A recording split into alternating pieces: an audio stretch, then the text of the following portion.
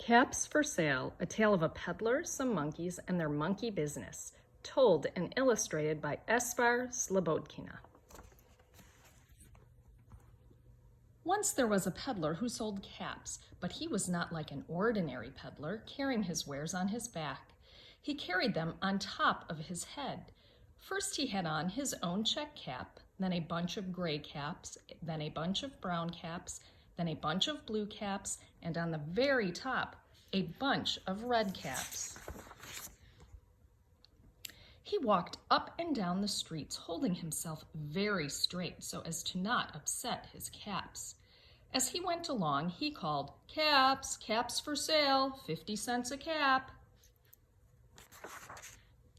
One morning, he couldn't sell any caps. He walked up the street and he walked down the street calling, "Caps, caps for sale, 50 cents a cap." But nobody wanted any caps that morning. Nobody wanted even a red cap. He began to feel very hungry, but he had no money for lunch. "I think I'll go for a walk in the country," he said.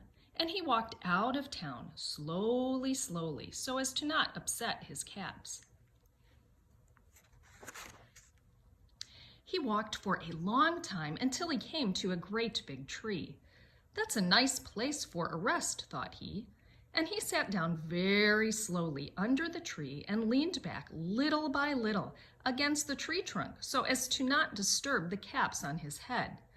Then he put up his hand to feel if they were straight. First his own checked cap, then the gray caps, then the brown caps, then the blue caps, then the red caps on the very top. They were all there, so he went to sleep. He slept for a very long time.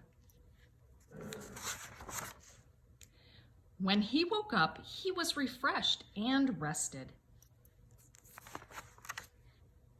But before standing up, he felt with his hand to make sure his caps were in the right place.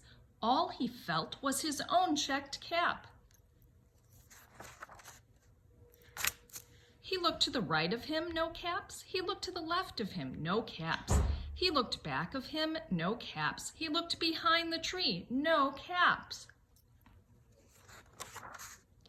Then he looked up into the tree, and what do you think he saw?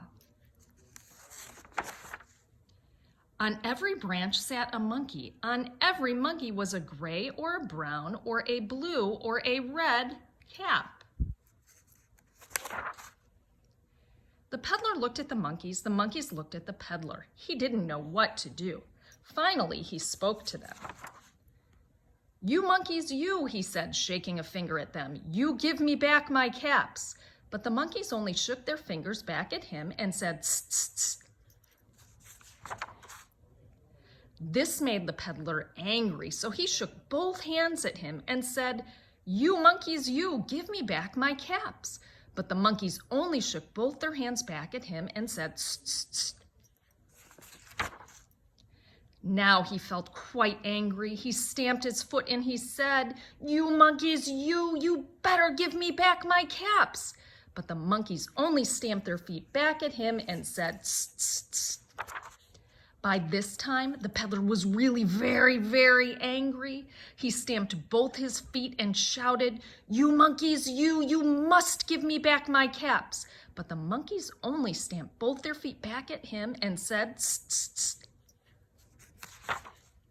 At last, he became so angry that he pulled off his own cap and threw it on the ground and began to walk away.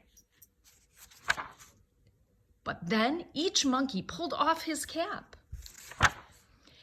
And all the gray caps and all the brown caps and all the blue caps and all the red caps came flying down out of the tree. So the peddler picked up his caps, put them back on his head, first his own check cap, then the gray caps, then the brown caps, then the blue caps, and the red caps on the very top. And slowly, slowly, he walked back to town calling, "Caps, caps for sale, 50 cents a cap." The end.